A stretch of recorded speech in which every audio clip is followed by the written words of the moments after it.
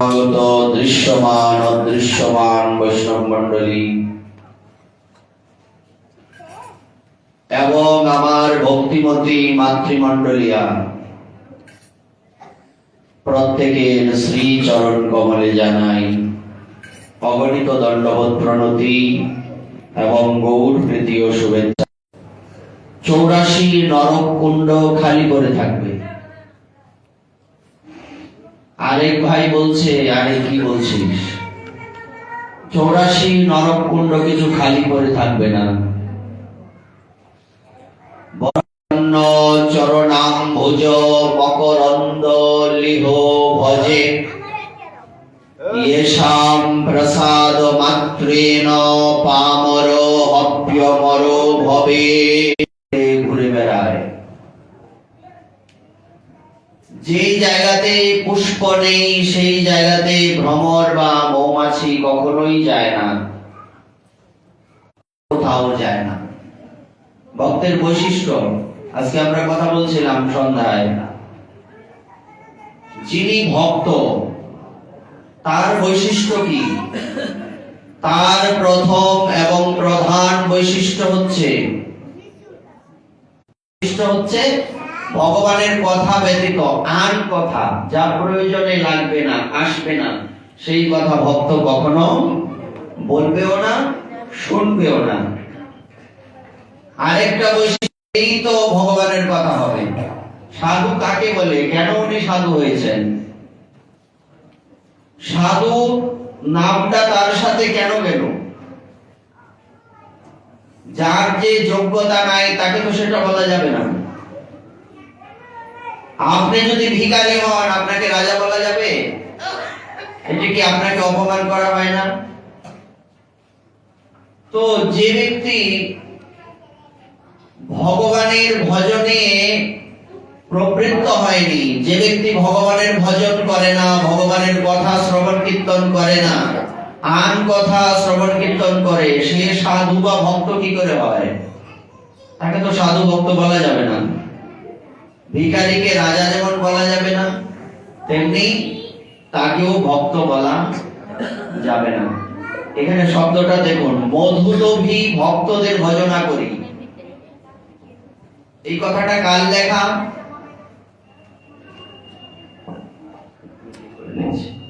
এটা কাল লেখা, এটা চৈতন্য চরিতামৃতে একটা শ্লোক।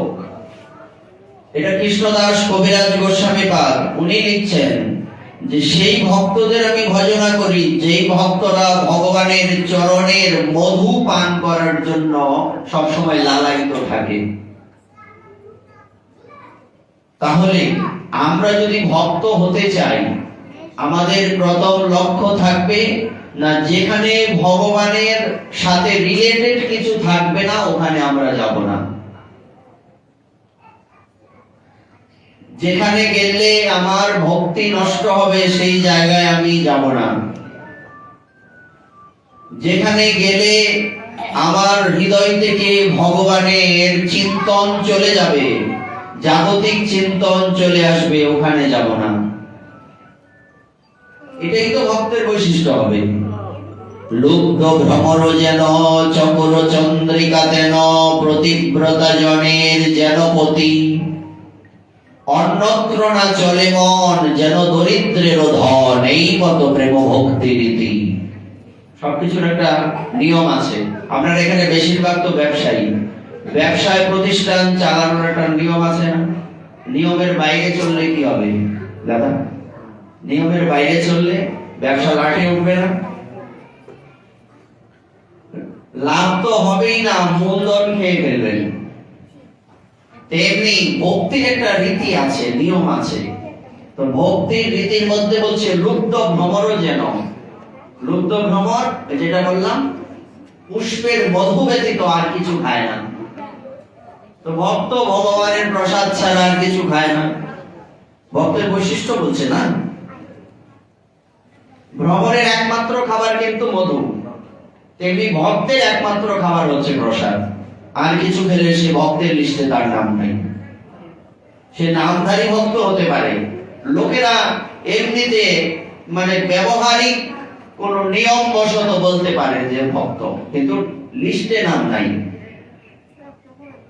চকর চন্দ্রিকা তেন, চকর সে চন্দ্র সুধা পান করে, অন্য কিছু পান করে না। চাতক পাখি বৃষ্টির জল পান করে, অন্য কোনো জল পান করে না, যত দামি জলই থাকুক লাভ নাই।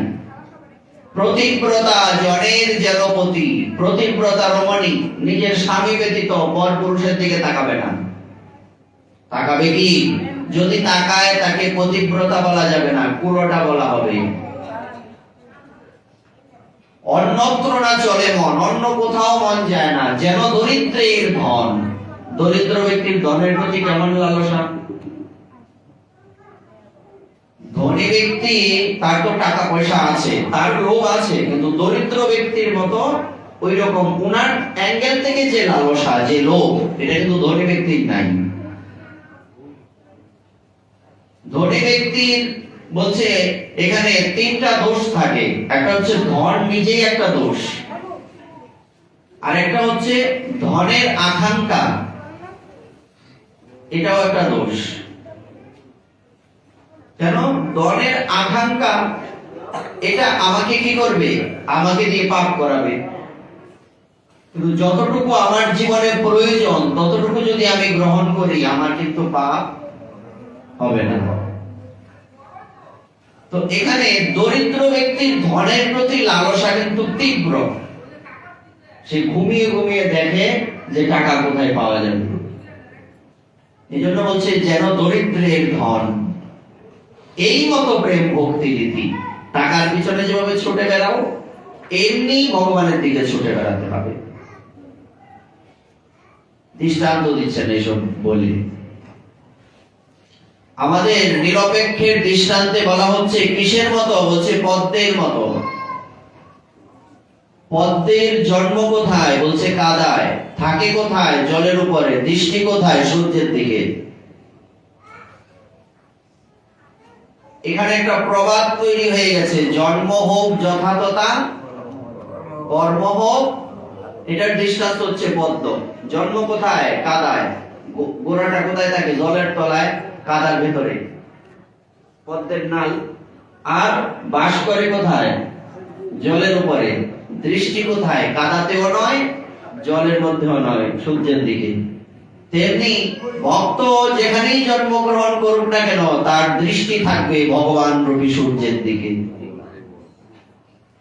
এর থেকে নিরপেক্ষের দৃষ্টান্ত আর হয় না। আর গোস্বামী তুলসীদাসজি ভগবান রামচন্দ্রকে বলছেন, হে প্রভু, একজন কামী ব্যক্তির নারীর প্রতি যেমন লালসা, তোমার প্রতি আমার এমন প্রীতি হোক। এই জগতের সাথে এই প্রেমের মিল পড়ে না, তারপরেও জগৎকে বোঝাতে গেলে এই জগতের কথাই বলতে হবে। কারণ ভগবানের প্রতি ভক্তি এটা কিন্তু এই জগতের কোনোটার সাথে মেলানো যাবে না, কিন্তু বোঝাতে গেলে এটাই বোঝাতে হবে। দৃষ্টান্ত তো এর বাইরে নাই, কারণ একটাই তো সিঙ্গেল দৃষ্টান্ত, ভগবানের প্রতি ভক্তি, এটার কোনো তুলনাই হয় না। কিন্তু বোঝানোর জন্য বলছে যে কি, একটা কামী পুরুষের কামিনীর প্রতি যেমন লালসা, তোমার প্রতি আমার এমন লালসা হোক। কিন্তু আবার কিন্তু কিসের না? একটা সময় কামী পুরুষের দৃষ্টি কামিনীর থেকে দূরে সরে যায়, আমার যাতে সেটা না যায়। কেমন সুন্দর কথা বলছে দেখুন। বলছে যে জনা কৃষ্ণ ভজে সে বড় চতুর। কেমন চতুরালি করেছেন না? একটা সময় কামিনীর প্রতি, সব সময় কি একটা পুরুষের মন মেয়ের প্রতি থাকে? অন্য কোথাও যায় না। তো বলছে আমার যাওয়া যাবে না, তোমার প্রতি মন আমার থাকতেই হবে। একটা সেকেন্ডের জন্য যাতে মনটা অন্য কোথাও না যায়, দৃষ্টান্ত দিয়ে দিবেন। তাই এখানে বলছে যাদের প্রসাদ মাত্রে, প্রসাদ মানে কৃপা, যাদের কৃপা হলে পামর ব্যক্তিও অমর হয়। অমর কি করে হয়? মানুষ কি অমর হতে পারে? জীব তো অমর হতে পারে না, মৃত্যু নিশ্চিত। বলছে এই অমরত্ব সেই অমরত্ব নয়। এই অমরত্ব হচ্ছে মৃত্যুর পরে যে ব্যক্তি ভক্ত হয়ে পৃথিবীতে নিজের জীবন নির্বাহ করতে পারে, মৃত্যুর পরে সে ভগবানের চরণে স্থায়ীভাবে চলে যাবে, তাকে আর আসতে হবে না, মরতে হবে না, বাঁচতে হবে না। এটা হচ্ছে অমর। এটা অমর হলো না? আজীবনের জন্য ভগবানের চরণে চলে যাওয়া, আর এই দুঃখময় জগতে আসতে হবে না, একে বলছে অমর। এখানে দেখুন, যাদের কৃপা মাত্রে পামর ব্যক্তিও অমর হয়। পামর মানে আমরা যারা অধম রয়েছি, আমরা পামর, সাধন ভজন জানি না, সাধন ভজন করি না, মহাপ্রভুর চরণে আশ্রয় নাই, আমরাও অমর হতে পারবো। ওই ভক্তের দৃষ্টান্ত দেওয়া হচ্ছে। কেমন ভক্ত সে? বলছে সেই ভক্তের বৈশিষ্ট্য হচ্ছে চৈতন্য চরণের মধু ব্যতীত অন্য কিছু গ্রহণ করার লালসা তার থাকবে না। এমন ভক্তের যদি কৃপা হয় তাহলে আমাদের হৃদয়ের পরিবর্তন হবে, নতুবা সম্ভব নয়। বড় বড় কথা বলা সহজ। তো সেই চৈতন্য চরণের মাধুর্য যে একবার আস্বাদন করে ফেলেছে, তার অন্য কোথাও মন যায় না। দৃষ্টান্ত, মহাপ্রভু নগর সংকীর্তনে বেরিয়েছেন, ওনার মুখে হরিনাম শ্রবণ কেমন হতে পারে?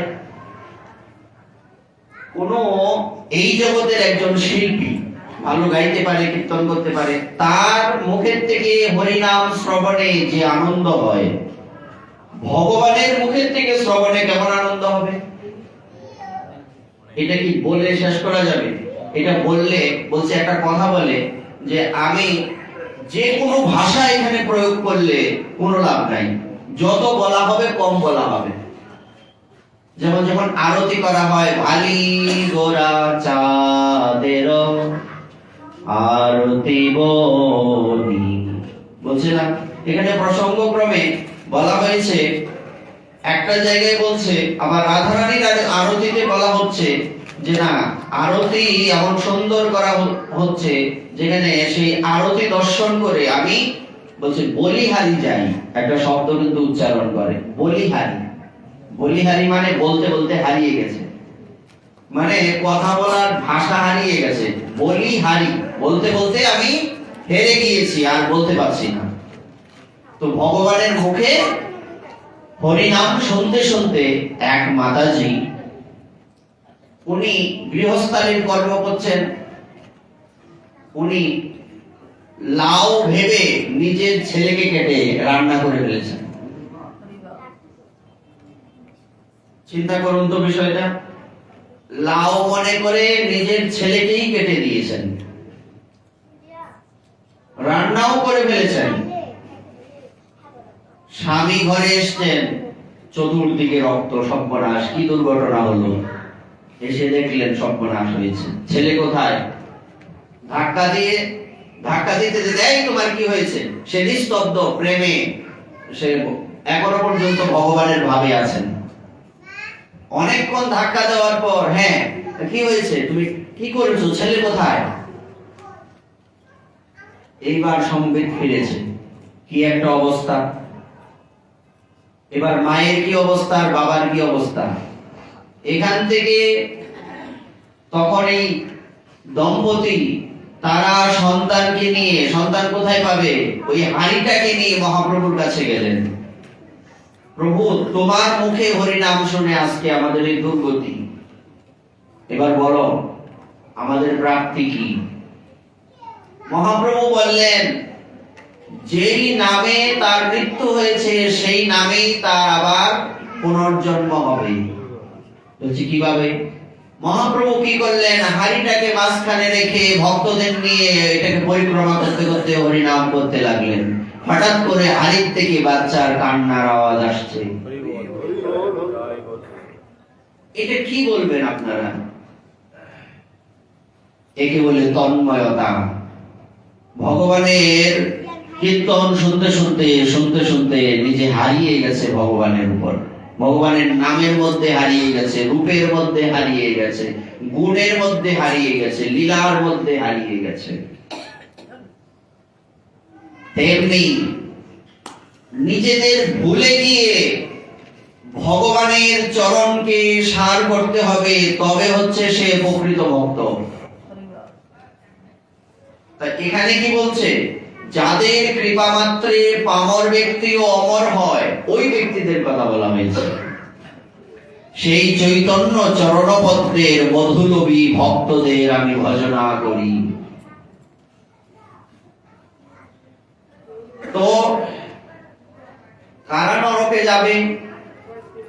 যারা মহাপ্রভুকে মানবে না, যারা মহাপ্রভুকে ভজন করবে না, যারা মহাপ্রভুর চরণে শরণ গ্রহণ করবে না, তারাই নরকে যাবে।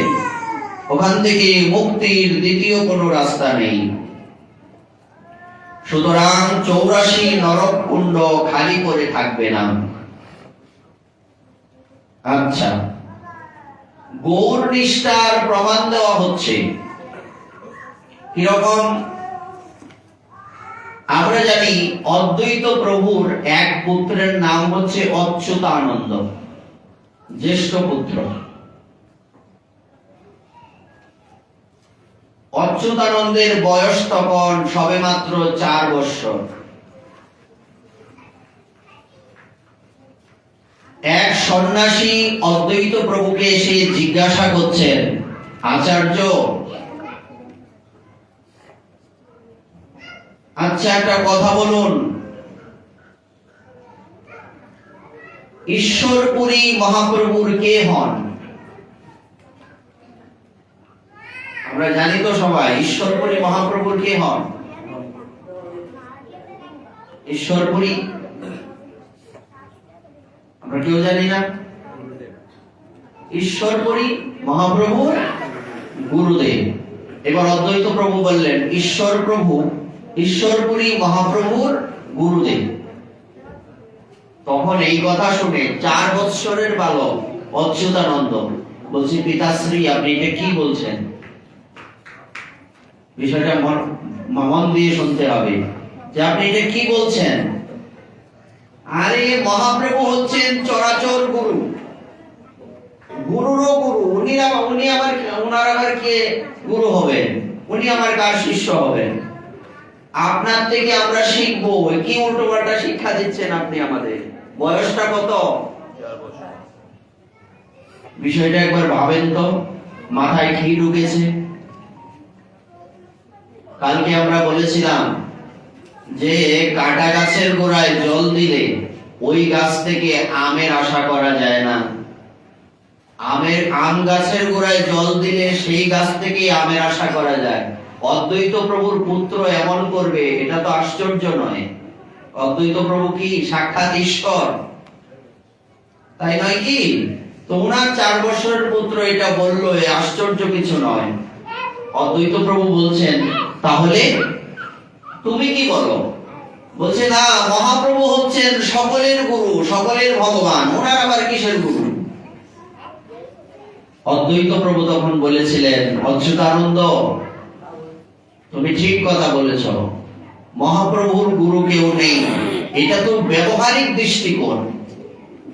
জগতে এসেছেন জগৎকে শিক্ষা দেওয়ার জন্য, তাই উনি গুরুকরণ করেছেন। আদতে মহাপ্রভুর কোনো গুরু হতে পারে না। আচ্ছা, অদ্বৈত প্রভু তখন বললেন, অচ্যুতানন্দ তোমার থেকেই আমি এই শিক্ষা লাভ করলাম, গৌর প্রীতি কাকে বলে। কেমন প্রীতি দেখুন। এজন্য বলছে, সখীরে যেদিকে ফিরায় আঁকি সেদিকেই গোবিন্দ দেখি। অচ্যুতানন্দের এরকম বৈশিষ্ট্য, যেদিকেই তাকাচ্ছেন সেদিকেই মহাপ্রভুকে দেখছেন। মহাপ্রভু হচ্ছেন ঈশ্বর, উনি সর্বব্যাপী, ওনার আবার কিসের গুরু? আচ্ছা, আরো দৃষ্টান্ত আছে। এই অচ্যুতানন্দ, উনি আর মহাপ্রভুর মধ্যে কোনো পার্থক্য নেই। মহাপ্রভুই অচ্যুতানন্দ হয়ে অদ্বৈত প্রভুর পুত্র রূপে জন্মেছেন। এটা আমরা অদ্বৈত প্রকাশ নামক গ্রন্থ থেকে পাই। মহাপ্রভুই অচ্যুতানন্দ রূপে এসেছেন। প্রমাণ কি? প্রমাণ হচ্ছে, একদিন অচ্যুতানন্দ কি করলেন? মহাপ্রভুর জন্য রাখা দুগ্ধ নিজে পান করে নিলেন। তখন সীতা দেবী অর্থাৎ অদ্বৈত প্রভুর পত্নী, অচ্যুতানন্দের মা, ইনি অচ্যুতানন্দকে পিঠের মধ্যে একটা থাপ্পড় দিয়েছিলেন। দেখা গেল সেই থাপ্পড়ের যে দাগ হাতের আঙুলের সবগুলি মহাপ্রভুর পিঠে পড়েছিল। মহাপ্রভুকে উনি মেরেছেন? মেরেছেন কাকে? অচ্যুতানন্দকে। ওই দাগটা কোথায় চলে গেল? মহাপ্রভুর পিঠে চলে গেল। বলবার অর্থ কি? অচ্যুতানন্দ আর গৌরের মধ্যে কোনো পার্থক্য নেই। এটা দিয়ে আরেকটা শিক্ষা আমরা পাই। সেই শিক্ষাটা কি? নাহম তদাত্মি যজমান হবির্বিতানে চেতদ ঘৃতপ্লুত মদনভূত ভুংষ্ঠেন ইয়ৎ ব্রাহ্মণস্য মুখতরশ্চর হনু ঘাসম তুষ্টস্ব মজ্জবর্হি তৈর্নিজ কর্ম পটকই। কি বলছেন? যে সমস্ত ভক্তেরা তাদের কার্যকলাপের সমস্ত ফল আমাকে নিবেদন করেছেন। ভক্তদের বৈশিষ্ট্য বলছিলাম আমরা, এখানে বলছে ভক্তের আরেকটা বৈশিষ্ট্য পাওয়া গেল। ভক্তরা কি করেন? তাদের সমস্ত কর্মের ফল কাকে অর্পণ করেন? ভগবানকে অর্পণ করেন। এবং যারা আমার প্রসাদ গ্রহণ করে সর্বদা পরিতৃপ্ত থাকেন, তাদের মুখে নিবেদিত ঘৃতপক্ষ সুস্বাদু আহার্য আমি যতটা আনন্দ সহকারে উপভোগ করি, আমার একটি মুখ যে যজ্ঞাগ্নি তাতে যজমানের দ্বারা অর্পিত হবিতেও আমি ততটা আস্বাদন করি না। অর্থ, যখন আমরা অগ্নিতে আহুতি দেই মন্ত্র বলে, যার যার মন্ত্র বলে স্বাহা বলি না, তখন এই ঘৃত বলছে অগ্নিকে বলা হয় ভগবানের মুখ। অগ্নিদেব হচ্ছেন ভগবানের মুখমণ্ডল। ওই ঘৃত যখন অগ্নিতে আহুতি দেওয়া হয় তখন সেটা মূলত কাকে দেওয়া হয়? ভগবান বিষ্ণুকেই দেওয়া হয়। দেখবেন গীতাতে লেখা আছে, আমি সমস্ত যজ্ঞের ভোক্তা। আছে কি নাই? আমি সমস্ত যজ্ঞের ভোক্তা। ভোক্তা মানে আমি যজ্ঞের হবি গ্রহণ করি। তো এই যজ্ঞের মধ্যে ঘৃতাহুতি দিয়ে ভগবানকে এই ঘৃত নিবেদন করা হয়, দ্রব্য নিবেদন করা হয়। ভগবান বলছেন যে আমার ভক্তকে পরিতৃপ্তি সহকারে ভোজন করালে আমি যতটা আনন্দ পাই, যজ্ঞে ঘৃত আহুতি দিলে ততটা আনন্দ পাই না। বিষয়টা দেখুন তো কি বলছে। তাহলে আমরা এটা দিয়ে কি বুঝতে পারলাম? আমরা যখন ভগবানকে নিবেদন করি, ভগবান গ্রহণ করেন কিভাবে? দৃষ্টির দ্বারা, কিন্তু আস্বাদন করেন ভক্তের জিহ্বা দ্বারা। এটা ভগবানের মুখের কথা। আস্বাদনটা ভক্তের জিহ্বা দ্বারা হয়, কিন্তু সেবাটা ভগবান কিভাবে করেন? দৃষ্টির দ্বারা। উনি চোখের দ্বারাই, চোখের দৃষ্টিতেই গ্রহণ করতে পারেন দ্রব্য। আরো দৃষ্টান্ত আছে। কি দৃষ্টান্ত? ওই অদ্বৈত প্রভুর আরেক পুত্র, তার নাম হচ্ছে কৃষ্ণ মিশ্র। কৃষ্ণ মিশ্র একদিন কি করেছিলেন? মহাপ্রভুর জন্য রাখা চাপা কলা গ্রহণ করে নিয়েছিলেন। কৃষ্ণ মিশ্র, মহাপ্রভুর কিন্তু চাপা কলা প্রিয়, অত্যন্ত প্রিয়। আর তখন মহাপ্রভুর জন্য রাখা চাপা কলা কে রেখেছিলেন? ওই সীতা দেবী। ছেলে মেয়ের এরকম করে যে দু তিনজন যদি দু চার ভাই বোন থাকে একসাথে, তারটা সে খেয়ে নিয়েছে, হয়তো আরেক ভাই বোনের কোন অংশটাও লুকিয়ে খেয়ে ফেলেছে, এরকম হয় না? এভাবেই কৃষ্ণ মিশ্র কি করলো, ওই কলা খেয়ে ফেললো। এবার সীতা দেবী ভাবছেন, নিমাই ঘুম থেকে উঠলে আমি বিকালে তাকে কি খেতে দেব? খিদে সবারটা দেওয়া হয়েছে, সে ঘুম থেকে উঠলে তো খিদে পাবে, তাকে তো কিছু দেওয়া উচিত। তখন দেওয়ার তো কিছু নেই। উনি কি করলেন, জিজ্ঞাসা করলেন, অচ্যুতানন্দ তুমি কি কলা খেয়েছো? বলছে একদিন দুধ খেয়ে আমার ঢের শিক্ষা হয়েছে, আর আমি এখন খাই না, আমি এখন বড় হয়েছি না। অচ্যুতানন্দ বলছেন, তো কে খেলো? বলছে আমার অন্য ভাইদের জিজ্ঞাসা করুন। কৃষ্ণ মিশ্র বলছে মা মুখ দেখলেই বুঝে কে খেয়েছে, মায়ের এরকম একটা স্পেশালিটি আছে। অচ্যুতান আর কৃষ্ণ মিশ্রের মুখ দেখে মা বুঝতে পারলেন এ খেয়েছে। তুমি কেন খেলে? একটা লাঠি হাতে নিয়ে উনি কৃষ্ণ মিশ্রের পিছনে ছুটছেন। কৃষ্ণ মিশ্র ছুটতে ছুটতে গিয়ে অদ্বৈত প্রভুর চরণ জড়িয়ে ধরেছেন, বাবা বাঁচাও বাঁচাও, মা মারতে আসছে। এই তুমি কেন তাকে মারতে যাচ্ছ? বলছে আর বলবেন না, জিজ্ঞেস করেন কেন মারতে যাচ্ছি। হয় না এরকম? জিজ্ঞেস করেন কেন মারতে যাচ্ছি, কেন তুমি কি করেছো? বলছে আমি কলা খেয়ে ফেলেছি। তো তুমি তোমার কলা খেলে আবার নিমায়েরটাও খেলে, কারণটা কি? খাওয়া তো উচিত হয়নি, এখন তোমার ভাই কি খাবে? এক সম্বন্ধে কিন্তু অদ্বৈত প্রভু মহাপ্রভুর গুরুগণ, তাই না? সেই অর্থে অচ্যুতানন্দ কৃষ্ণ মিশ্র মহাপ্রভু ভাই হয়। এখন নিমাই কি খাবে? কেন বাবা আপনি যে কি বলছেন? আমি যখন কলা খেয়েছি আমি তো নিবেদন করে খেয়েছি। যে কাকে নিবেদন করেছো, কি মন্ত্র বলেছো? বলছে ওম গৌরাঙ্গায় নমঃ, এই মন্ত্র বলে আমি কলা খেয়েছি। তখন অদ্বৈত প্রভু জিজ্ঞাসা করলেন গৌরাঙ্গায় নমঃ কেন, কৃষ্ণায় নমঃ কেন নয়? বলছে কেন আমি কৃষ্ণায় নমঃ বলতে যাব? কারণ গৌরাঙ্গ মহাপ্রভু স্বতন্ত্র ভগবান, আর জিনিসটাও তার জন্যই রাখা, আর উনি ভগবান না। গৌরাঙ্গ মহাপ্রভুর মন্ত্র আছে না, তাহলে আমি কেন কৃষ্ণায় নমঃ বলতে যাব? গৌরাঙ্গায় নমঃ বলেছি। আর কি তাকে মারা যাবে? এই বয়সে তার যদি এরকম সেন্স থাকে, আর কি বলবেন? এখন প্রশ্ন হচ্ছে, অদ্বৈত প্রভু হাসতে হাসতে জিজ্ঞাসা করছেন, এখন সীতা দেবীও হাসছেন, এই কথা বললে আর কার মনে রাগ থাকবে? উনিও হাসছেন। উনি বলছেন আচ্ছা একটা কথা বলো, গৌরাঙ্গায় নমঃ বলে খেলে কি গৌরের খাওয়া হয়? বলছে অবশ্যই হয়। বলছে কিভাবে হয়? বলছে তা জানি না, আপনার মুখের থেকে শুনেছি যে অনুদ্রব্য গ্রহণ করলে মন্ত্র বলে সেটা নিবেদন করে গ্রহণ করতে হয়। যদি খাওয়া নাই হবে তাহলে নিবেদনের কি অপেক্ষা? চিন্তা করুন তো কেমন এই ছোট্ট বালকের কিরকম চিন্তা।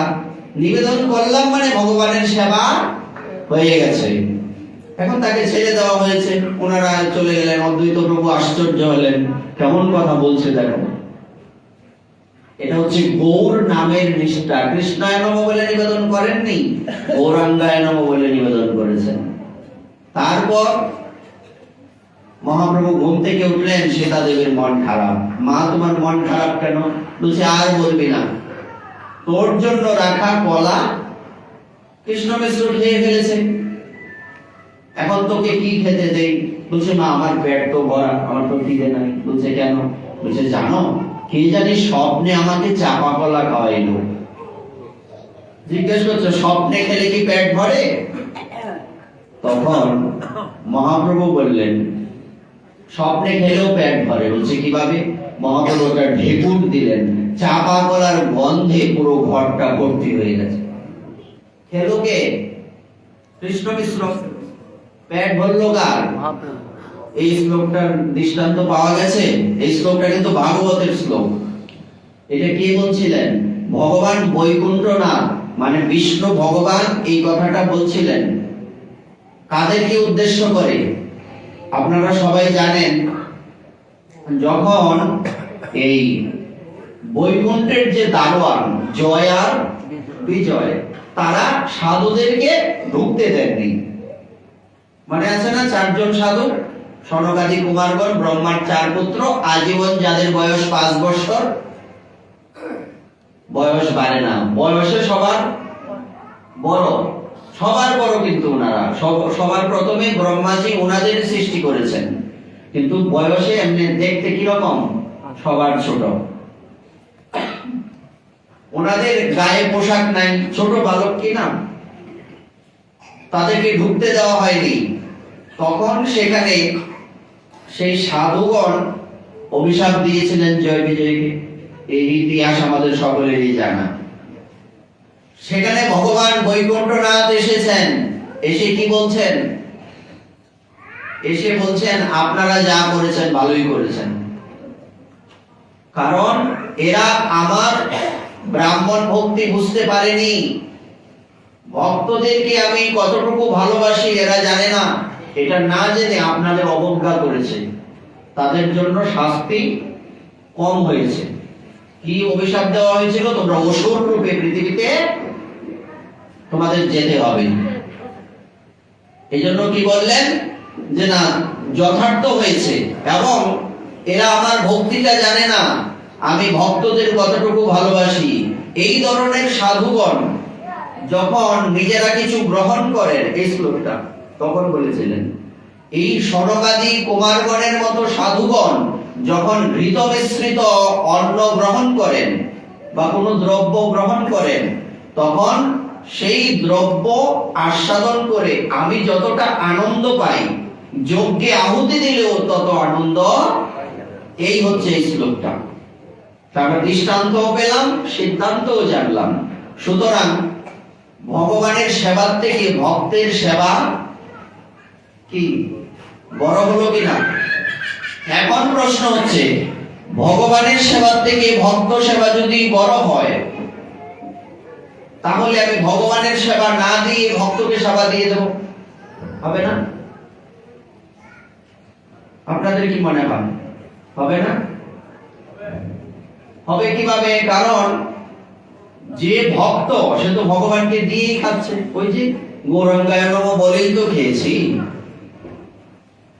সুতরাং ভক্তকে দেওয়া মানে ভগবানকেই দেওয়া। বরং আপনি 10 মিনিট 20 মিনিট মন্দির লাগিয়ে ঘন্টা বাজিয়ে পুজো করে ভগবানকে যে আনন্দ দেবেন, যতটুকু আনন্দ দেবেন, তার থেকে আরো তাড়াতাড়ি ভগবান আরো বেশি আনন্দিত হয়ে যাবেন যখন ভক্তের সেবা দেবেন। এই জন্য বলছে যে আমার সেবার থেকে আমার ভক্তের সেবা বড়। দৃষ্টান্ত কি বলছে? দৃষ্টান্ত দেওয়া হচ্ছে ঠাকুর মহাশয়, খেতড়ি ধামের ঠাকুর মহাশয়ের এখানে কয়েকজন সাধু এসেছেন, তাদের মুখ দেখে বোঝা যাচ্ছে অত্যন্ত ক্ষুধার্ত। সবেমাত্র উনি রান্না শেষ করে ভোগ তৈরি করেছেন, ভগবানকে নিবেদন করবেন। মন্দিরে নিয়ে যাবেন, ঘন্টা বাজাবেন, মিনিমাম তো আধা ঘন্টা সময় লাগবে, অন্ন বলে কথা, 2-3 বার আসা যাওয়া করতে হয়, আচমন কোনো আচমন, তাই না? এবার ঠাকুর মহাশয় তাদেরকে দেখেই বুঝতে পারলেন ক্ষুধার্ত। থালাটা ভগবানের সামনে নিয়ে বললেন, প্রভু এই যে গ্রহণ করো, বলেই উনি চলে এলেন, এসে সাধুদের সেবা দিয়ে দিলেন। ভগবানকে দেখিয়েই চলে এলেন, বলছে ভগবানের সেবা হয়ে গেল সাধু সেবার মাধ্যমে। ভগবান আরো বেশি প্রসন্ন হয়েছেন।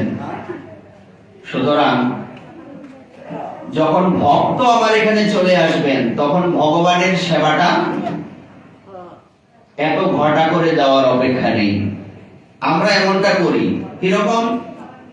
দেখা যায় রান্না করতে এদিক সেদিক হতে পারে, আগুন জলের ব্যাপার, তাই না? তো এখন আমরা কি করি, যথাসময়ে ভোগ না হলেও আমরা এই একটায় হোক 2টায় হোক ভোগ হয়, এই ভোগারতি কীর্তন করতে করতে 5টা বাজায়, এতে ভগবান সন্তুষ্ট না। এটা আমাদের মাথায় রাখতে হবে। ভোগারতিটা এখানে তখন মুখ্য না, যথাসময়ে ভোগ হবে। আমি এরকমও দেখেছি 12টার মধ্যে ভোগ না লাগলে ওই দিন ওই ভক্ত সেবাই করে না, এরকম সাধু আমি দেখছি।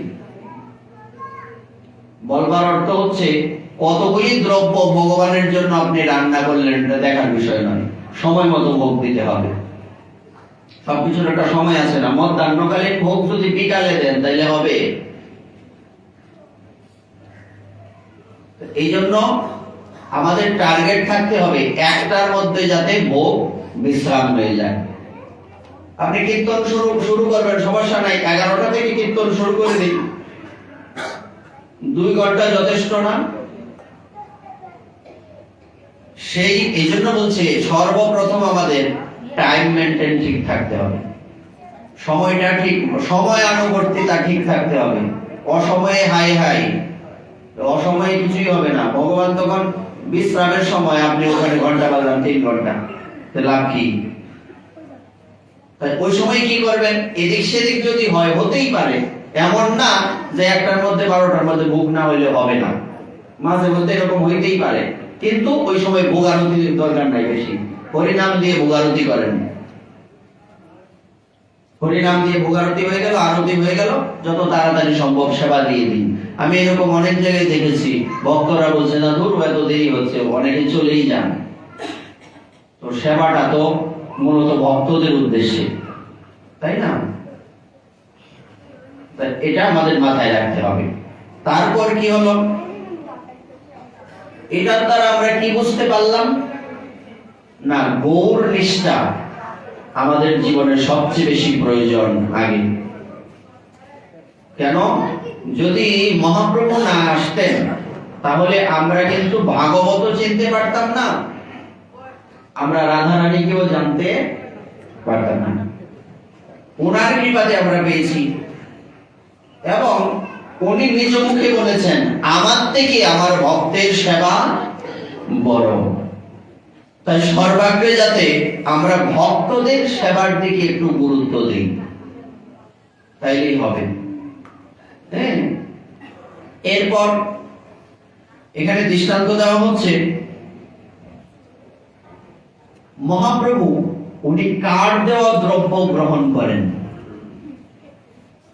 আমরা কিন্তু একটা ছোট ছোট টপিক নিয়ে কথা বলার চেষ্টা করছি, আমাদের এই সবই বেশি আগে দরকার, তাই না? যেমন যখন কোনো ব্যবসায়ী অনেক টাকা পয়সার মালিক হয়, যারা নতুন ব্যবসা করবে তারা গিয়ে কথা বলে ওনার সাথে যে আপনি এত তাড়াতাড়ি এত সুন্দর ব্যবসা কিভাবে তাড়াতাড়ি এত টাকার মালিক পেলেন, আমাদেরকে একটু রাস্তা দেখান, ব্যবসাটা কিভাবে করলে আমরা বড় হতে পারবো। হয় না এরকম? হয়তো।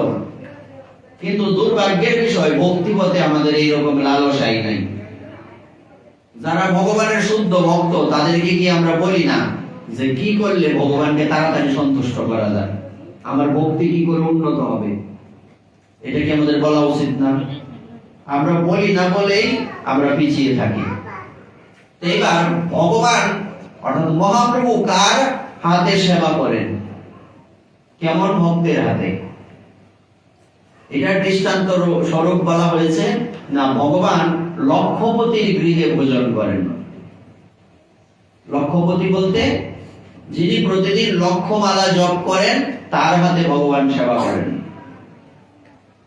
লক্ষমালা জপ করার কথা এইটাই বলা আছে চৈতন্য ভাগবতে। আর ভক্ত দরিদ্র হোক বা ধনী হোক, ভগবান এটা দেখেন না। আপনি ধনী হয়ে ভক্ত হতে পারেন, আবার দরিদ্র হয়ে ভক্ত নাও হতে পারেন, এটা দেখার বিষয় না। কিন্তু কখনো কখনো দেখা যায় যে ভগবানের বিশেষ ভক্তরা দরিদ্রই থাকে। মনে হয় প্রথম থেকে এরকম শ্রীধরের আলোচনা হয়েছিল এখানে, মাতাজি হয়নি? শ্রীধরের আলোচনা, শ্রীধর ভক্ত, ওনার প্রথম দিকটা বলা হয়েছে, আরেকটা দিক বাকি আছে, এটা একটু বলি। যেদিন মহাপ্রভু চাঁদ কাজী দলন করতে গেলেন না, মৃদঙ্গ ভেঙে দিল চাঁদ কাজী, তারপরে তার বাড়িতে গিয়ে সবাই একসাথে গিয়ে বললেন কেন তুমি এটা করলে, প্রতিবাদ করলেন। ওখান থেকে ফিরে আসার সময় মহাপ্রভু কি করেছিলেন জানেন? যে শ্রীধরের কথা আপনারা প্রথম দিন শুনেছেন, ওই শ্রীধরের বাড়ির সামনে একটা লোহার পাত্র ছিল। এই পাত্রটার মধ্যেও কয়েক জায়গায় তালি দেওয়া। আমরা তো এখন একটু ভাঙলে একটা পাত্র আর একটা নতুন কিনতে পারি, এত দরিদ্র আর এখন নাই। কিন্তু শ্রীধরের ওই বালতিটা, পাত্রটা কয়েক জায়গায় তালি দেওয়া। আগের দিন আপনারা জেনে থাকবেন যে একটা জিনিস কত বছর ব্যবহার করা হইতো, তালি টালি দিয়া অমুক তমুক, বিশাল ব্যাপার। তালি দেওয়া শাড়িকে ওইখানে বড় জীবনে বর্ষ কোনোদিন, হ্যাঁ, মানে ছিঁড়ে গেছে, ওখানে একটা তালি দিয়া দিলাম। খুব সুখে আছি আমরা, কিন্তু আমরা সুখে থাকলে ফুকে কামড়ায়। এত সুখ পাই আমরা ভগবানের ভজন করি না। কাপড়ে তালি দিয়া পড়বা এই জায়গায় কেউ নাই, লক্ষে একজন মিলে না। কি বাবা মিলে? লক্ষে একজন পাওয়া যাবে না শাড়ি তালি দিয়া পরে কিনতে। এটা হতেই পারে না, হয় না। এখন মানুষ ধনী হয়ে গেছে কম বেশি। শ্রীধর পণ্ডিত এতই দরিদ্র ছিলেন, ওনার এই পাত্রটা কয়েক জায়গায় তালি দেওয়া। টিনের বালতি এক জায়গায় ভাঙছে, ওইটা আবার গিয়া মেরামত করে আনছে, ওইটার মধ্যেই জল রাখে। আর বাইরের ওই পাত্রটাতে শ্রীধর কি রাখতেন? জল রাখতেন। যেমন এখন আমরা কি করি, কোথাও থেকে এসে ঠাস করে ঘরে ঢুকে যায়, এরকম লোক আছে। হাত পা ধুয়ে যে ঘরে ঢুকতে হয়, এইটা আমরা অনেকেই জানি না। কত জায়গা থেকে যে হেঁটে আসি, যাচ্ছে একটু হাত পাটা ধুয়ে ঘরে ঢুকি, এরকম কিন্তু এখন খুব কম পাওয়া যায়। ওই পাত্রটা বাইরে রেখে দিতেন, ওইটার জল দিয়ে উনি পা ধুয়ে ঘরে ঢুকতেন। মহাপ্রভু নগর সংকীর্তন করতে করতে এদিকে আসতেন, ওই পাত্র থেকে উনি জল খেতে আরম্ভ করলেন। এটি ভগবানের সেবার পাত্র। উনি ওই পাত্র থেকে জল খেতে আরম্ভ করলেন। শ্রীধর মাথায় হাত দিয়ে বলছে, সর্বনাশ প্রভু, তুমি এটা কি করছো? বলছে, আজকে আমার কৃষ্ণ ভক্তি হলো। বলছে, কেন? এটা কি বলছো? বলছে, এই যে সাধুর বাড়ির সামনে ওনার চরণ ধোয়ার যে পাত্রে দিয়ে চরণ ধয়, পাত্রের জল দিয়া, ওই পাত্রের জল খেয়ে আমার কৃষ্ণ ভক্তি হয়েছে আজকে। বিষয়টা একবার ভাবুন তো, যে এই তোমার বাড়ির তোমার ভাঙা পাত্রের জল খেয়ে আমার কৃষ্ণ ভক্তি লাভ হয়েছে। উনি এখানে কি দৃষ্টান্ত দিলেন? মহাপ্রভু কি দরিদ্র? উনি ভগবান। ভগবান মানে কি? রাজা না, রাজার রাজা, মহারাজ, সবার উপরে উনি।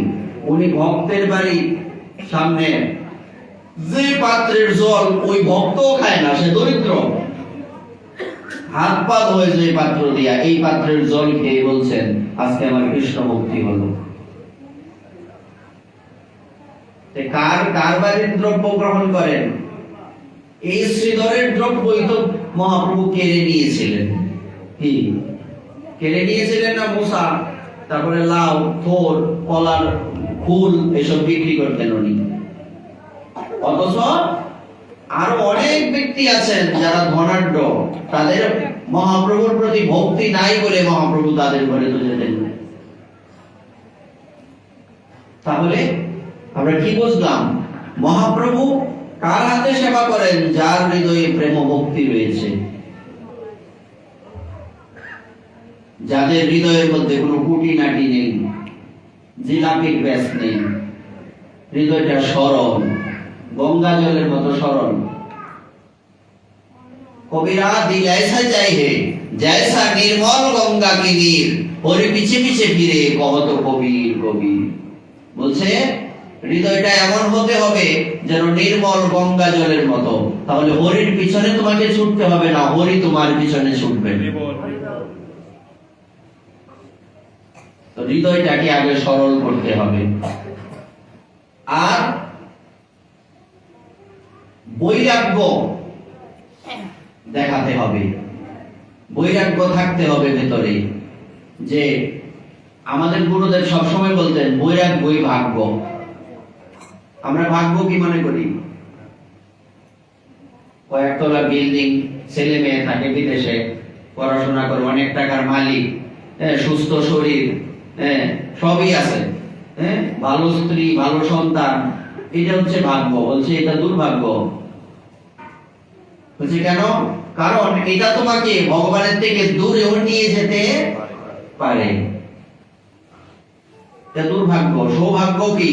বলছে সৌভাগ্য হচ্ছে যে অব্যর্থ কালোত্তম, আমার কোনো সময় যাতে ব্যর্থ না যায়, এটা দৃষ্টি থাকতে হবে। কারণ যে সময়টা আমার ব্যর্থ চলে গেল, ওই সময় যদি আমার মৃত্যু হয়, আমি কি ভগবানের কাছে যেতে পারবো? গীতার মধ্যে কি লেখা? মৃত্যুর সময় ভগবানের কথা স্মরণ করতে পারলে পরে তুমি ভগবানের কৃপা পাইবা। এখন আমি আমার যে ব্যর্থ সময়টা যাচ্ছে, কোনো গ্যারান্টি আছে ওই সময় আমি মরবো না? গ্যারান্টি আছে? ওই সময় মরলে তো আমি ভগবানকে পাবো না। তাই ভক্তের আরেকটা বৈশিষ্ট্য হচ্ছে তার ব্যর্থ সময় যাবে না। সময়কে সে খুব গুরুত্ব দিয়ে দেখবে, সময়ের মূল্য দিতে হবে। বলছে দৃষ্টান্ত কি? এক সাধুর মুখে শুনেছিলাম, গিরিরাজ পরিক্রমা 21 কিলোমিটার। এই পরিক্রমার মধ্যে 4 জন সাধু বের হয়েছেন পরিক্রমা দেবেন। একজন হচ্ছে নতুন সাধু, আর বাকি 3 জন হচ্ছেন আগে মানে প্রাচীন সাধু, অভিজ্ঞ। এখন যে নতুন সাধু, তার হঠাৎ করেই প্রকৃতির ডাক আসলো, তো তাকে যেতে হবে। হ্যাঁ, এইবার উনি যখন চলে গেলেন, এখানে অনেকটা সময় লস হলো না? সময়টা ওই সাধুর আর এখানে নাই, ওনারা অনেকটা দূর চলে গেছেন। তো সে নতুন কি করবে? তাড়াতাড়ি ছুটতে ছুটতে তাদের কাছে গেল। আরে আপনারা কি করলেন, আমাকে রেখে চলে গেলেন? বলছে শোনো, কেন রেখে চলে আসছি জানো? আমরা রানিং এ ছিলাম, আমরা যদি ওখানে বসে থাকতাম ওই সময়টা আমাদের নষ্ট হতো। তো আমরা চলে আসছি, আর তুমি আমরা জানি যে আমরা যখন চলে আসব তখন তুমি দৌড়ে আসবে। তো দৌড়ে আসাতে ওই সময়টা মেনটেন হয়ে গেল না? হয়ে গেল না? তারা হেঁটে চলে গেছে, তো যেই সময়টা তোমার নষ্ট হয়েছে এটা তো তুমি দৌড়া কভার করছো। তার মানে সময়টা কি হলো? নষ্ট হলো না। এই হচ্ছে সময়ানুবর্তিতা। একজন ভক্তের এটা স্পেশালিটি থাকতে হবে যে আমি সময়ের গুরুত্ব, আমি সময়ের মূল্য আমাকে বুঝতে হবে, ভ্যালু অফ টাইম, তাই না? তো এই মহাপ্রভু উনি তাহলে কার হাতে সেবা করেন? কোন ভক্তের গৃহে ভোজন করেন? যেই ভক্ত মহাপ্রভুকে সর্বস্ব মনে করেন, যার মহাপ্রভু বিনে জীবনে আর কোনো গতি নাই, একমাত্র গতি তুমি। আর সেই সমস্ত আগে যে কথাটা বলছিলাম না, যে আমি সেই ভক্তের ভজনা করি, ওই ভক্তের ভজনা করি। ওই ভক্তকেই ভজনা করতে বলা হয়েছে। এই জন্য ভক্তগণ কি প্রার্থনা করেন? ভক্তগণ প্রার্থনা করেন যে তোমাকে যদি নাও পাই আপত্তি নাই, কিন্তু তোমার ভক্তদের চরণে যাতে থাকতে পারি। কারণ ভগবানকে পাবো আমরা এই দুঃসাহস করি না। কোন মুখে বলবো? কি এমন ভজন করি যে ভগবানকে পাবো? সম্ভব কি? ভজন করে তাকে পাওয়া যাবে না। সহজে যদি ভগবানকে পেতে হয়, তাহলে যে ভক্ত নিজের মন প্রাণ সঁপে দিয়ে ভগবানের ভজন করছেন, তার চরণটাকে আঁকড়ে ধরে রাখা, দেখবে তোমার ভজন পরিপূর্ণ হয়ে গেছে। এই জন্য পদকর্তা কি বলছেন?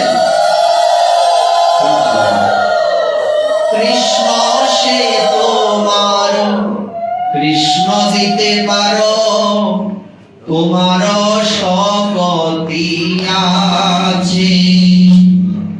কৃষ্ণ সে তোমার, কৃষ্ণ দিতে পারো, তোমার শক্তি আছে। আমি তো কাঙাল, কৃষ্ণ কৃষ্ণ বলি, আমি তো কাঙাল, কৃষ্ণ কৃষ্ণ বলি, আমি তো কাঙাল, কৃষ্ণ কৃষ্ণ বলি, আমি তো কাঙাল, কৃষ্ণ বলি। ভাই তব পাছে পাছে,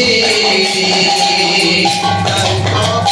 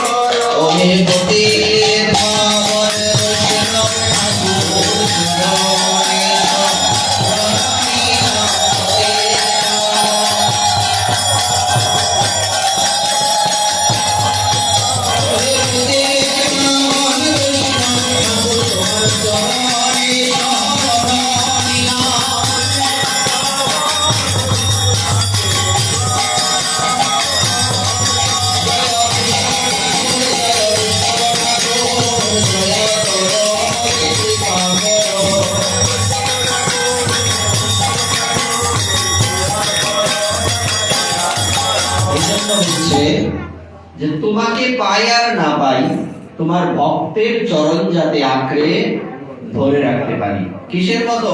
যোগ কি করে, কিরকম ধরে? ওই রকম ভাবে যোগের মতো ধরে রাখতে হবে, ছাড়াছাড়ি নাই, মৃত্যুর আগ পর্যন্ত ছাড়ে না। তেমনি একজন ভক্ত সে একজন সাধুর চরণ এইভাবেই হৃদয়ে ধারণ করবে। এই কথাটা সবাই বলেছেন, এমনকি ভক্ত প্রহ্লাদ, ভক্ত ধ্রুব, ওনারা সকলেই এই প্রার্থনা করেছেন যে তোমাকে যদি না পাই তাহলেও আপত্তি নাই। ধ্রুব ভগবানের কোলে বসে আছেন, ধ্রুবকে জিজ্ঞাসা করা হলো, প্রভু জিজ্ঞাসা করছেন, ধ্রুব তুমি কি চাও? দেখুন, এটাও একটা আমাদের জানার দরকার, ভক্ত ভগবানের কাছে কি চায়, চাওয়া উচিত। আমরা তো এটা চাই, ওটা চাই, এই দাও সেই দাও, কিন্তু ভক্ত কি চান দেখি আমরা। তখন কার কোলে বসে আছেন উনি? ভগবানের কোলে বসে আছেন। উনাকে জিজ্ঞেস করা হলো, তুমি কি চাও? তুমি আমার অনেক কঠোর তপস্যা করেছো, তাতে আমি প্রসন্ন হয়েছি, তুমি যা চাইবে তাই পাবে, বলো কি চাও? তখন ধ্রুব বলেছিলেন যে প্রভু এই কৃপা করো, তোমাকে যদি আমি নাও পাই আপত্তি নাই, যার কৃপাতে তোমাকে পেয়েছি সেই দেবর্ষি নারদের চরণে যাতে আমার ভক্তি থাকে। অর্থটা কি? দেবর্ষি নারদ ওনার গুরুদেব, সাধু, তোমাকে না পাইলেও আপত্তি নাই, দেবর্ষি নারদের চরণে আমার ভক্তি থাকলেই হলো। কেমন কথা বললেন! আর ভক্তের চরণধুলি এমনকি দেব দেবীরা পর্যন্ত প্রার্থনা করেন। বলছে প্রমাণ কি? প্রমাণ হচ্ছে হরিদাস ঠাকুর। হরিদাস ঠাকুর যখন ফুলিয়ার গোফার মধ্যে হরিনাম করছেন গঙ্গা তীরে, সেখানে রাত্রিবেলা এক সুন্দরী রমণী এসেছেন। একজন তো সেই লক্ষহীরা বেনাপুলের জঙ্গলে এসেছিলেন, আরেকজন রমণী ওই আগের মতোই একে একে 3 দিন এসেছেন, কিন্তু হরিদাস ঠাকুরকে টলাতে পারেননি। শেষের দিন উনি হাত জোর করে হরিদাস ঠাকুরের কাছে প্রার্থনা করেছিলেন যে আমি সারা পৃথিবীকে মোহিত করে রাখি, তোমাকে মোহিত করতে উনি কে? উনি মহামায়া। উনি এসেছিলেন হরিদাস ঠাকুরকে পরীক্ষা করার জন্য। আমি মায়া আইলাম তোমায় পরীক্ষা করিতে, কিন্তু আমি তোমাকে পরীক্ষা করতে আমি নিজেই ফেল হয়ে গেলাম। এখন তোমার কাছে আমার অপরাধ হলো না? বৈষ্ণবকে কি পরীক্ষা করা উচিত? সাক্ষাৎ দেবী মহামায়া, উনি বৈষ্ণবকে পরীক্ষা করেছেন, উনি বলছেন আমার অপরাধ হয়েছে। উনার আবার কিসের অপরাধ? উনি তো দেবী, সাক্ষাৎ মা, এই বৈষ্ণবেরও তো মা। উনি বলছেন না, আমি বৈষ্ণবের কাছে আমার অপরাধ হয়েছে। তো এই জন্য কি করবে? এই জন্য তোমার মুখে হরি নাম শুনে আমার যে আনন্দ হয়েছে, আমার লোভ হয়েছে, তোমার কাছ থেকে আমি হরে কৃষ্ণ মহামন্ত্রে দীক্ষা নেব। কি বুঝলেন বিষয়টা? মায়া দেবী সাক্ষাৎ মহামায়া বলছেন, হরিদাস আমি তোমার কাছ থেকে দীক্ষা নেব, হরি নামে, কৃষ্ণ নাম আমি তোমার কাছ থেকে দীক্ষা নেব। কত বড় কথা! দেব দেবীরা পর্যন্ত সাধুর চরণধুলি কামনা করেন। আরো দৃষ্টান্ত আছে। যে ধ্রুবের কথা বলছি, এই ধ্রুব মহারাজ কি করেছিলেন? এই ধ্রুব উনার জীবনীতে আছে, উনার যখন পৃথিবী ছেড়ে যাওয়ার সময় হয়েছে, তখন ওনার কাছে দিব্য রথ এসেছেন। দিব্য রথ এসে রথের থেকে 2 জন ভক্ত নেমেছেন, বিষ্ণু পার্ষদ। ধ্রুব তুমি উঠো রথে। তখন ধ্রুব কি করলেন? রথটাকে পরিক্রমা করলেন, করে যখন উঠবেন এমন সময় মৃত্যুর দেবতা এসে বলছে, ধ্রুব তুমি যে চলে যাচ্ছ, আমাকে না বলে কি করে যাবে?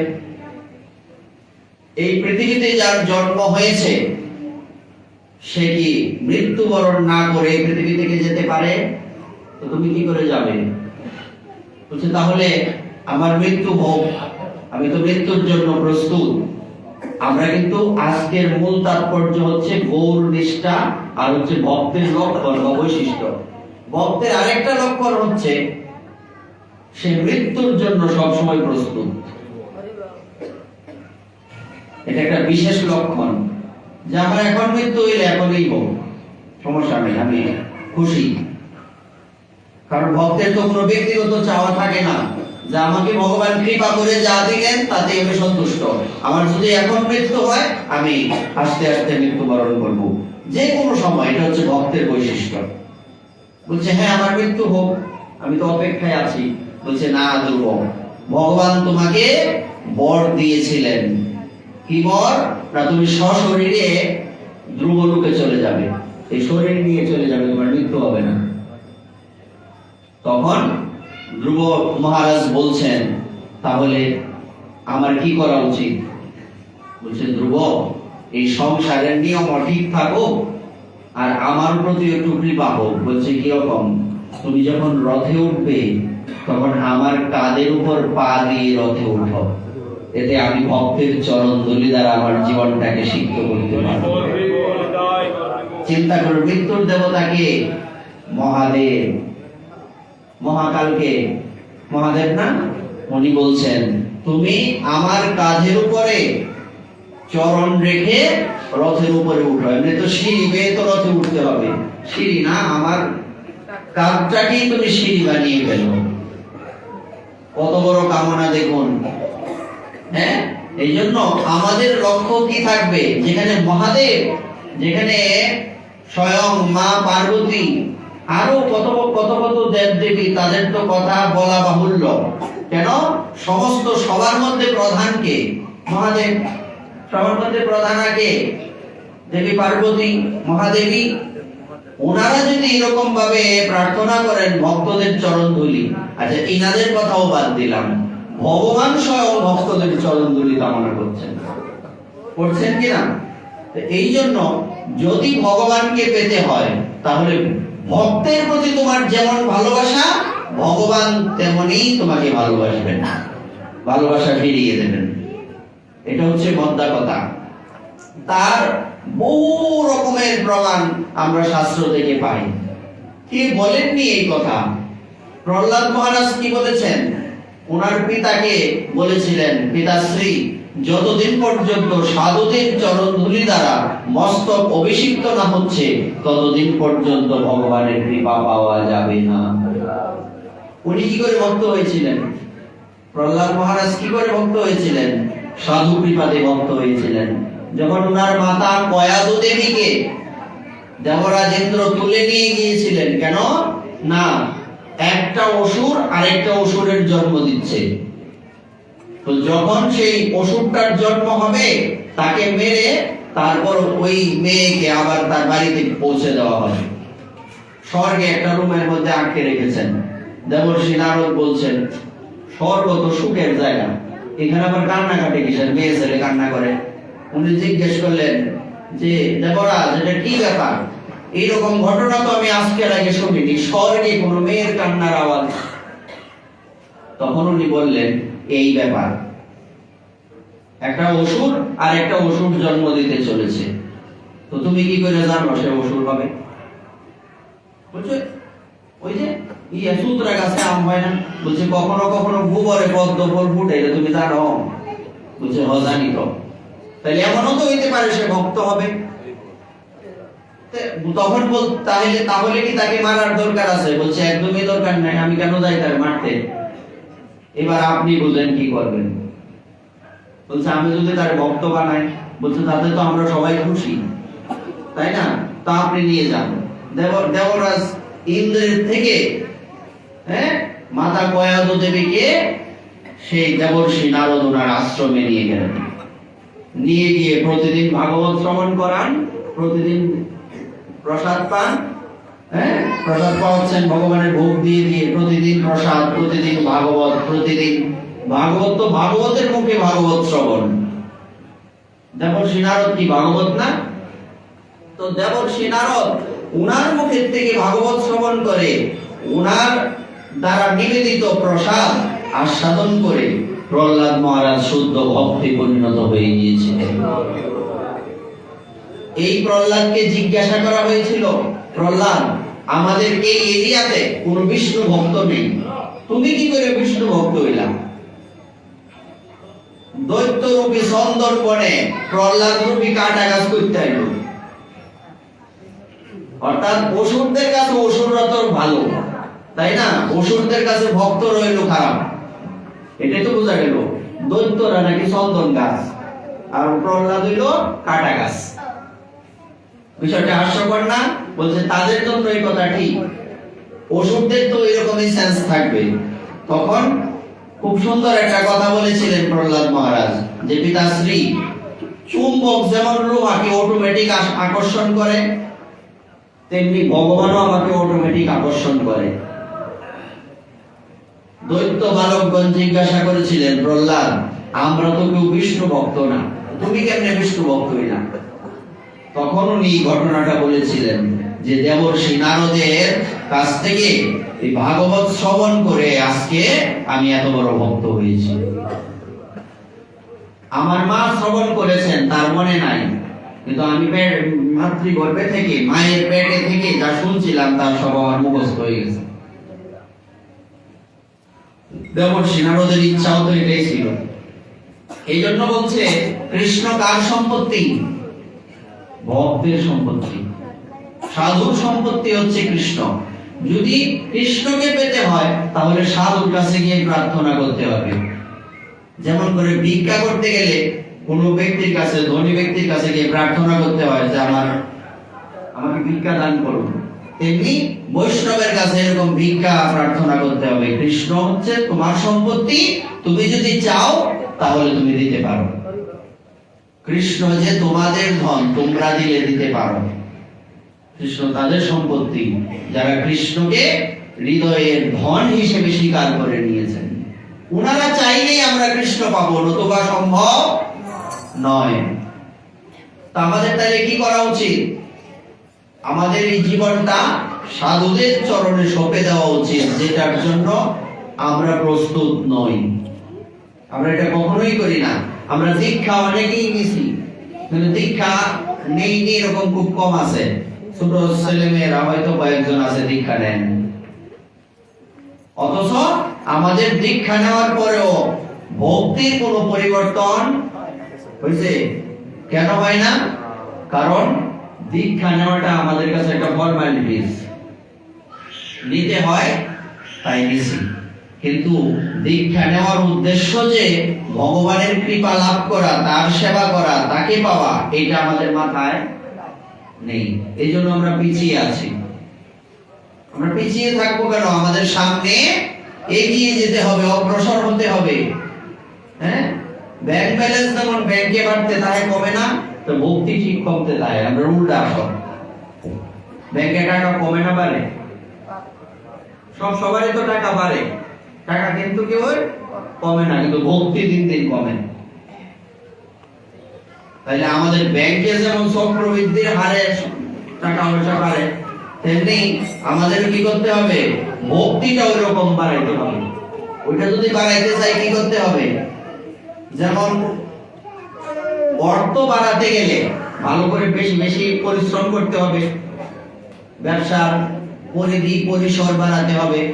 মানে এই কখনো কখনো বুদ্ধি করে এমনও আছে পরিশ্রম কম করে অনেক টাকা পাওয়া যায়, এটা নাম কি? বুদ্ধি। যে জনা কৃষ্ণ ভজে সে বড় চতুর, যে সে ওখানে চতুরতা করতে পারে, ভক্তিতে চতুরতা করতে পারে না, তাহলে সে ভক্ত হইতে পারবে? পারবে না। আমাদের কি করতে হবে? দেখতে হবে যে কি করলে তাড়াতাড়ি ভগবানের ভক্ত হওয়া যায়।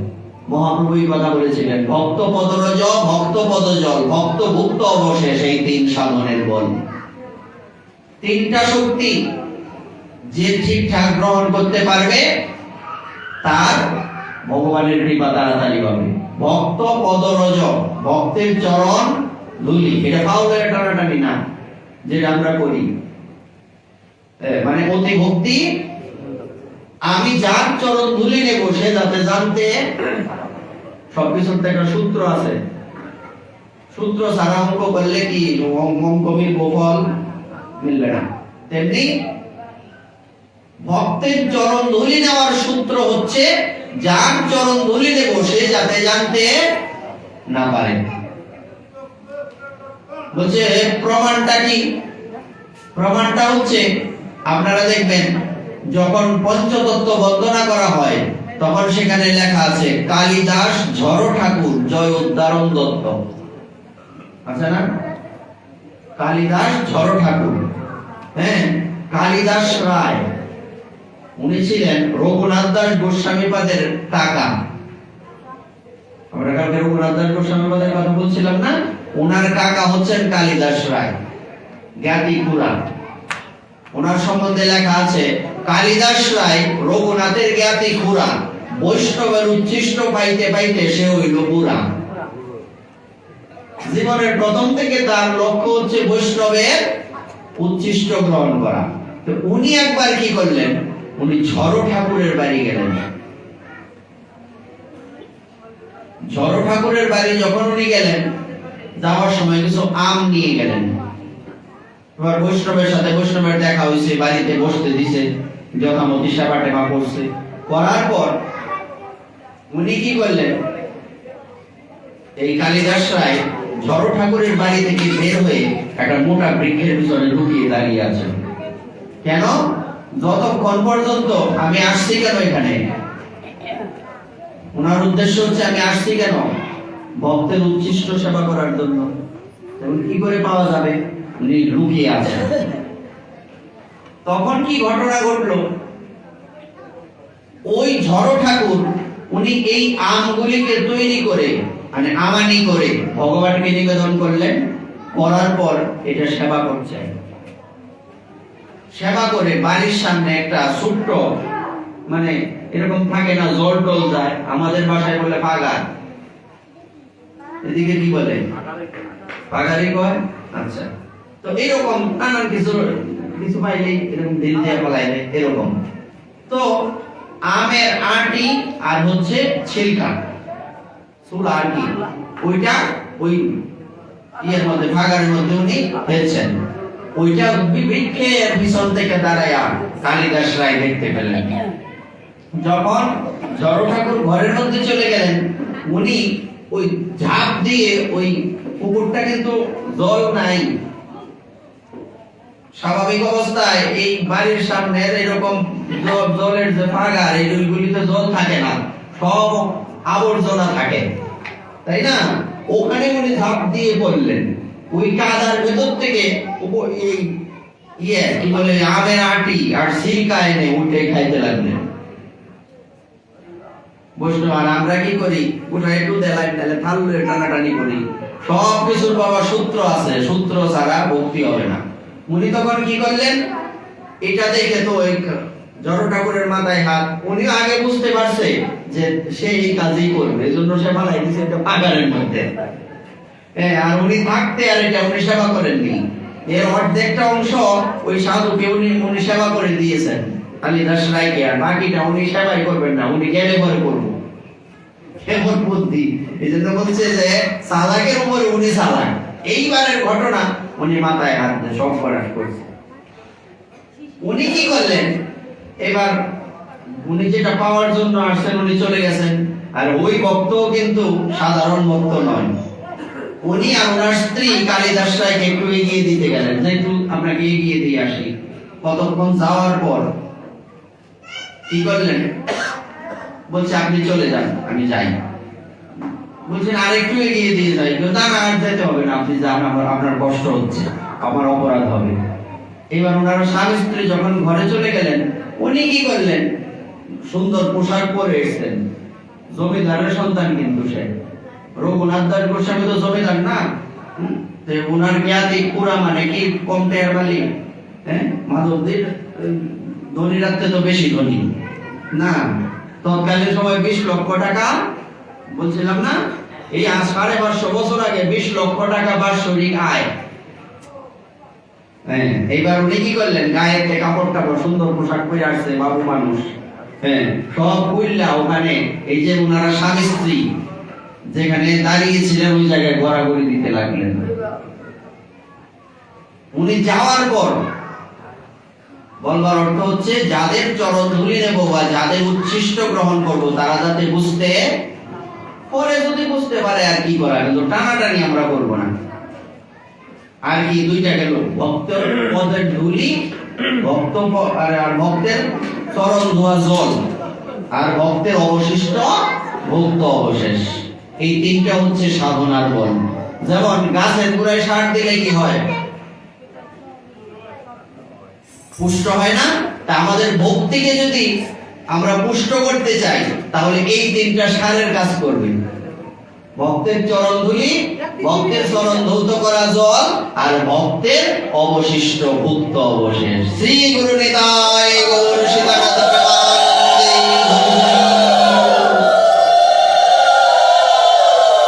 আমরা অগ্রসর হচ্ছি না। সকলের চরণে প্রণাম জানিয়ে আজকের এই ভাগবতের এখানেই বিশ্রাম। তো একটু ভূমিকা মানে শেষের দিকে উপসংহার বলে রাখি। আমরা তাহলে কি জানলাম? ভক্তদের কয়টা বৈশিষ্ট্য পাইলাম? না, আগে যে বৈশিষ্ট্য বলছি আরো কয়েকটা বৈশিষ্ট্য বলছি। ভক্ত সময় অপচয় করবে না, অব্যর্থ কালোত্তম, তাই না? আর কি পাইলাম?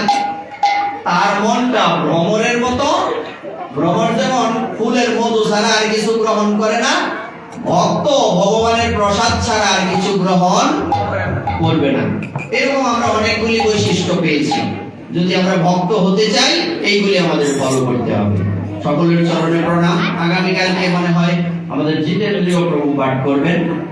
হ্যাঁ, তো যথাসময়ে আপনারা আসবেন, একজন শুদ্ধ ভক্তের মুখে হরিকথা শ্রবণ করবেন। শ্রী গুরু নিতাই গৌর প্রেমানন্দে।